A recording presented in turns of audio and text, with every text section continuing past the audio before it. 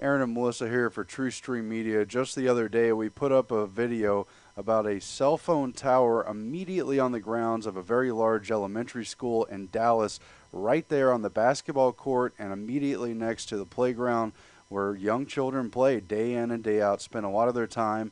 Of course, it reaches into the building as well. What is it doing there when there's known health risks, documented scientific studies showing that EMF radiation can cause cancer, disruptions with growth hormones, and everything else under the sun? Sterility.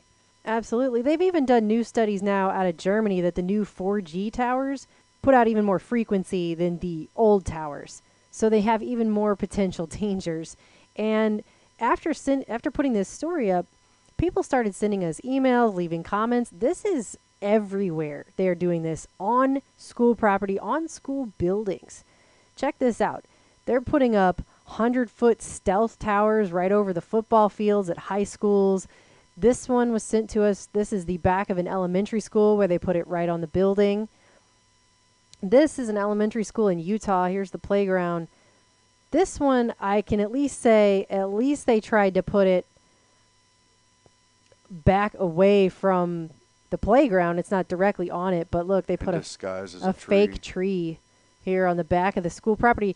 And why is this on school property? I mean, at least it's that far away from the playground this time, but it's right there. Why does it have to be right there? They couldn't find any other place to put this. And whether they are disguised as a tree or something else, or they're just there, they blend in because people think of them as innocuous. They don't pay attention to them anyway. I mean, this guy sent us the Hancock Place School District Early Childhood Center. He said, you think your Dallas, Texas elementary school is bad? Check out the Early Childhood Center. Look at this. This is the playground where the kids play. And here's the giant tower that's overlooking where they play. I mean, these are 3 and 4 year olds. Here's another one right here on the parking lot. This particular school is putting them right on top of the building. Can you see that? Just right there on top of the building itself, right next to the right next to this classrooms. And apparently this school made so much money off doing it, they were able to afford this new playground here. So, but all of the schools in that district have them right on the building. See that? Right there, right here on the gym, right on the building. I mean, they're everywhere. They're all over all of these schools. And how are they allowed, again, to do this? I get that the school gets to make money off of it, but there are, again, no long-term studies showing any of this is safe. And in fact, they've done studies now to show that 1 in 10 of these towers is out of compliance for how much radio frequency it's actually putting out. Film for the People also brought this link to our attention in the comment section of the last video because apparently they've already found that even though antennas are up at more than 300,000 locations, rooftops, parks, stadiums, it's nearly double the number of antennas there were 10 years ago. 1 in 10 of these sites is violating the rules on the amount of radio frequency radiation that's coming out of there, and they're not protecting people. More than 5,000 sites, 1 in 10 of those sites had excessive radiation. He says it's like having a speed limit and no police. And he says that he was going through Echo Park Canyon. He saw some lawn chairs that were painted to match a fence near a T-Mobile tower, and the emissions were well above the safety limits, and he had to write the company, and then they put up a sign and roped it off. But how many places are they not doing that? Okay, it says it's generally 20 feet in front of an antenna.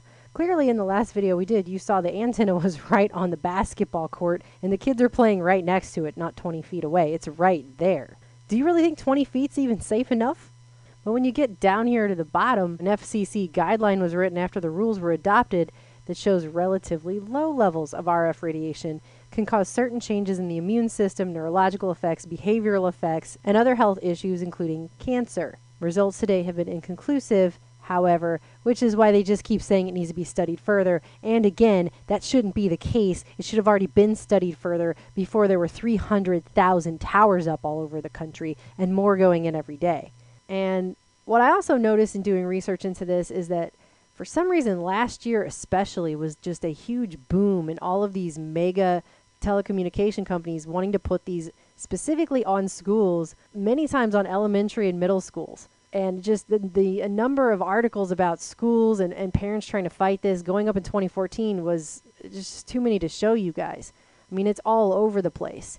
Schools just keep doing it because they're making money, but there's nothing to suggest what is it behind this push. Why are they putting them on schools, on school property, on school playgrounds, on school roofs? Why do they have to be there and not somewhere else?